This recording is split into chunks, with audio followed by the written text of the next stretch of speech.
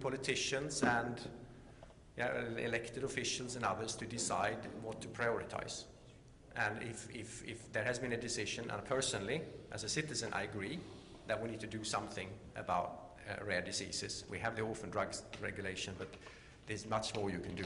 So if there is a public health priority that you need to do something on orphan drugs and rare diseases, then it should show up on our list. But my point is that this is not a unilateral definition of where the needs are. This is something that needs to be done in dialogue with the medical profession, with the medical societies, with the regulators, with payers, governments, everyone. And rare diseases is an area where we still have a lot to do. So perhaps coming back to your suggestion for the future and to look, I would say, more downstream the value chain as you indicated, this means that to some extent you suggest that companies are now ready to work together indeed downstream this value chain, so you are ready to extend the boundaries of pre-competitive research. That's the first part of the question. And the second part, how do you see in this vision your collaboration with other large companies, such as the company we are discussing here, dealing with IT healthcare? Yeah, okay, two very good questions. First, I think as I represent the private sector, and I believe in competition. I believe that competing companies are the best to deliver new technologies. So that's my bias. So what we need to do here is that we need to stimulate the private sector to do the right things and help them do the right things without getting in the way as public bodies. So if I have that hat on for a second. So this means, for instance, that I don't think that collaboration on development, the clinical trials, or co-funding of the actual research or development of products, I'd be careful about that. I'd be much more willing to invest in the types of shared learning, knowledge, infrastructure that we have started with IMI in the early phases, and take a look at downstream, what are the similar infrastructures that you will need to do. It could be infrastructure around effectiveness research. There is, EMA has this NCEP project with all the member states on pharmacoepidemiology, which is great, but we need to do something similar, not looking at just for safety issues, but also looking for effectiveness issues. And that's where, to come to the second question, that's where all these people here at this conference become very relevant. Because we need to move from a system where everything is done in a prospective, randomized controlled trial. There's a limit to that, both in terms of time and money, but particularly because many of the research questions we have, you cannot get answers to in that setting. How drugs are really used, what about the elderly taking 10 medications, having all the comorbidities. It's very difficult to do a trial that's both valid in its results and also valid in external perspective. So you need to look at in-life data. And that's where these people come in. And I sincerely hope that the Commission and everyone funding e-health systems, that they think about the research side of this. That is not only about providing the healthcare in a good way, but it's also about taking information back to us, committed to deliver the new medicines out there that we need to learn. And I pledge that all of us preach that message when we go to these e-health meetings. Thank you very much. I think it's now time to move to the last talk of this series by Christian Nöe. Christian is the chair of the scientific committee which is providing advice about the different activities of IMI, but I would also like to say that Christian is a real IMI friend. I would say he's extremely supportive in all our activities, so I think that it will be very interesting to hear about your vision. Thank you, Michel. Ladies and gentlemen, I do not remember how we got to this title, but when I saw it in the program, I was suddenly concerned, because a vision is something which you don't see. And of course, it might be understood in a different manner. And even our Chancellor said, if somebody has vision, he needs a medical doctor. This would also be an IMI project, but certainly a very specific. So the point is, shouldn't we rather talk about what we see, about views, So we will talk here and we'll try to reflect views and visions. This could also be what can we do in silico and what can we do in reality if you want to reflect it into modern times. But first, to give you an example. This is the view on the fortune of a scientist. It's a view. This is the vision of a young scientist on his financial and his future fortune. But you see, the view provides information, the visions provide inspiration and are the basis of innovation. So I mean, all science necessarily needs visions to be implemented and be developed the views, and views must again turn into visions. But now let's go to history. This year we have the 150th anniversary of a great vision, one of the greatest of science. That's this. It's really, nobody will understand what is this. It is an annex to a book which appeared 150 years ago. Those of you who know chemistry know that this is methane, this is ethanol, this is diethyl ether, this is acetone, this is ethylene. Before any formulas were written, a chemist, Joseph Loschmidt, wrote in a book about the shape of molecules.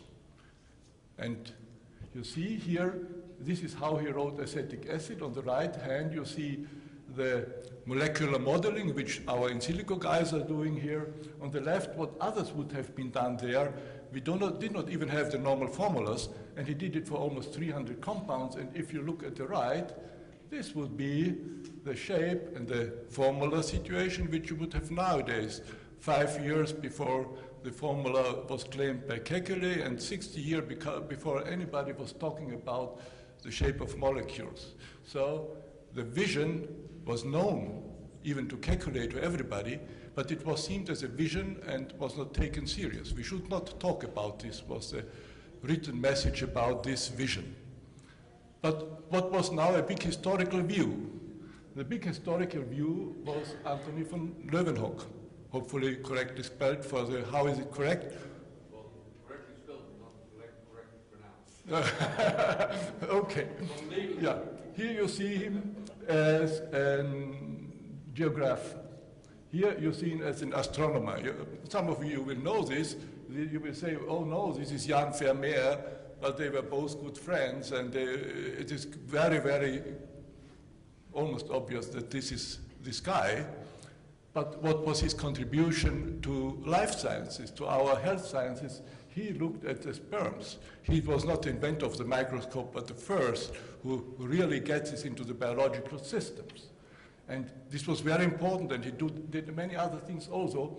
But also in this case, and this just as a comment, somebody developed a vision out of this. This was the homunculus. This was in the male sperm, the little man is sitting, and this gave us male people about 200 years of additional dominance over the women, because we had already brought them the child, yeah, and they were just keeping it. But you see, obviously, this vision was not good. So I'm a storyteller, and you might ask, why does this guy tell this story? He should talk about cutting-edge science, yeah? This would be certainly better. But you see, we had a vision which went up into complex and more complex systems, and we had views which went down and down and down to the microscope, and then we see the complexity of life. And what is there? There is a lack of understanding in a certain level, the so-called nanoscalar gap.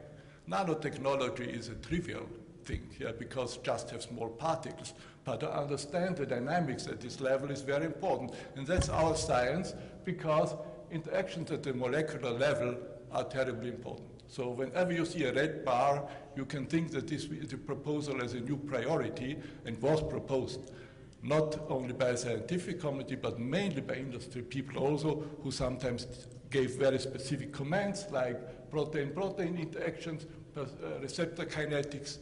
And of course, also the cellular imaging with the new techniques will strongly contribute to the question to solve the problems there, which are really, this is really an important part.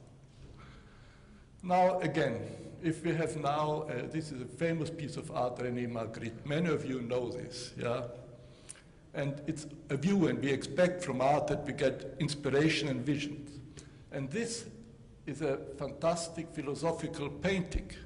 So you needn't do it, but if you close your eyes for 3 seconds, and you would open up and tell what you had seen, we would have about 50 to 100 different pipes. This means human logic is reductionist. So our nature has two sides. The fact that humans can speak, can write, can make paintings is the basis of science and basis of everything, but it is a reductionist thing which complements our universal thing. Just a short idea how this means in therapy. This is the goddess of the poppy. This is now the poppy seed. This is the painting. This is the recipe. So you come from religion to recipe. On the other hand, you have opium. You have the thing. Then you have the formula, the sub-formula, and you go finally from bulk material to structural detail. This is reductionist principles, which is going through science. And of course, also our drug discovery process, this would have been the process, let's say 10 years ago, the standard process. You go from the gene, and you reduce the man to the gene, and then you go to the target, and then you make high throughput screening and this optimizing, and then you end up at the patient. The patient is at the end, and this was the phase when IM was founded to help to overcome the problems, because the attrition rate of the reductionist R&D process is simply too high. And in blue is the first phase. We focused on drug safety, drug efficacy, biomarkers, and I think we saw very, very good examples today. And of course, coping with regulatory and legal hurdles. This is certainly a very important part of that. But in reality, the situation, when we see it, is much more complex. We have most diseases are multigenetic. We have new targets with new side effects, mass screening, expensive, high odds ratio of hits. We have admin drug discovery still far from perfect. We have not enough validated preclinical and clinical biomarkers, and we have increased regulatory demands, and this drive costs. So what can we do? We can boost the view on the patient and the complexity of the fundamentals of disease by working on pharmacogenetics and taxonomy of diseases. We can focus on the rare diseases. We can stratify also the patient groups to have a better access to a clear therapy. And above all, we must look beyond the high throughput screening in many aspects. So the vision is, of course, the patient is in the focus. The patient should no more be at the end of a process, it's in the middle. And this means, in general, we can say 1860 to 1960, the drugs were the central element, 96 to 2010, the target, and from 2010 until I don't know when, it is the patients. And we have these diseases, brain diseases, inflammatory diseases, cancer, metabolic, and infectious diseases. This was formulated from the beginning, and this will remain. It doesn't include other diseases, but this says these diseases are really important, and they have been brought up, and they will be maintained.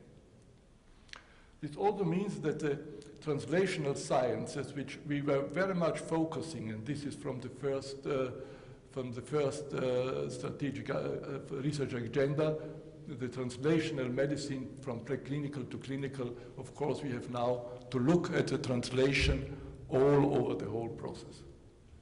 Now, this translational aspect also gets me to another vision, and this is the political vision of the post-industrial Europe, which was very popular still a few years ago.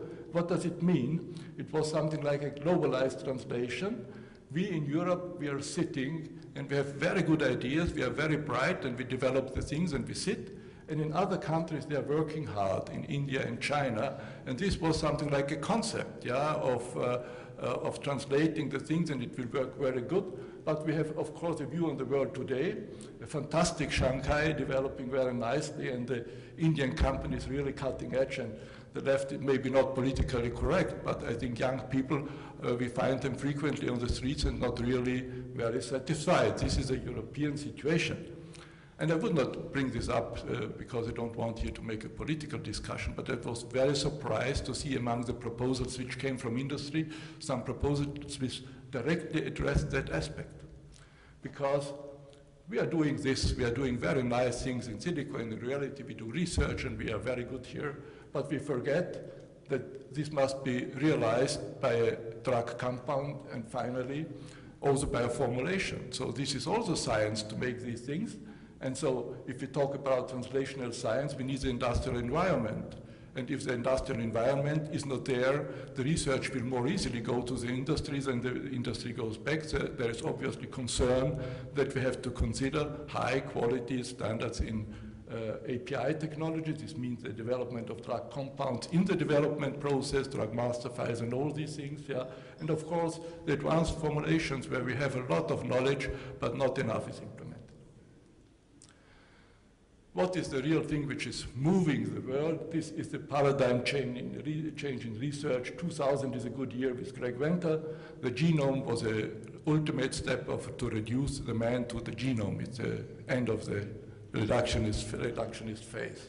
So now systems biology is no more a new thing. It's, since 10 years it's growing. In fact, it had been there since '68 when it was formulated, but it was suppressed, or it was not so visible. It came just up during the last years. And the point is that we have to go from reductionist concepts to systems approaches. Not only pharma, you will observe it everywhere, that holistic approaches, these have, again, a big chance. This is a vision, the so-called individualized drug. A drug interacts in a body with not with one position alone, with many, many, many. So we go from receptor subtypes to pathways, multi-target designs, systems of networks. So drug research has to be seen as intervening into a dysfunctioning cell and to cure the dysfunctioning cell. This is now the core of drug research and no more drug receptor interaction. And there are two important steps. One is systems pharmacology. I like the term systems pharmacology because it's easy to expand the pathways into bigger networks. This is easily understandable. It's more difficult to come to the strategies how to design drugs. One would be network-based drug discovery. These are things which are very, very important. So why do we have a chance to do this? Because we have had a large move in tools and techniques. Yeah. We have the proteins, we have the compartments, we have the cell, we have the tissue, we have the organs, and we have the body. All these are systems, and these systems are added. The system approach is added to the reductionist approach, and we have two fields where we think that IMI, and this was a result of discussion, should focus in terms of new tools. One is the stem cells, and the other is the integration of imaging into drug R&D. These are two proposals which were seen as very important. I would also shortly mention that this switch to systems approaches is even going into evolution research, and now I'm not talking about my private idea, but about what's going on in Harvard in terms of evolution research. You see survival of the fittest. This was the strongest and fittest animal in history of our Earth. Yeah. But Tyrannosaurus rex is no more alive, but bees are as old and they still are there. Why? Because the survival of the fittest means the fittest systems survive, and cooperation is the solution. So the best cooperators win, the best cooperating faculty will win, the company in which the people cooperate best will win, and the best cooperating region will win. So it's always a question of cooperation, and this also has to be reflected as one of the main ideas of IMI, to promote cooperation and to promote the spirit of cooperation. This means the formation of consortia, knowledge management, education and training are really central, because this is the soft skill of IMI, and this is a very important aspect to overcome the translational crisis. So I'm now almost at the end. And this deserves that I now focus on the real things. So what are the areas of research interest of IMI? We have, of course, now the patient. We have the patient with his disease. We have the knowledge about the disease. We have to develop strategies how to overcome the disease. We have tools to do this. Of course, we have to do all this under regulatory aspects, and we have to implement it, and then we have to communicate education and training, and even communication to the patients. This is a process in which the patient is in the focus, and every project, each project of IMI has elements of all this. Almost every project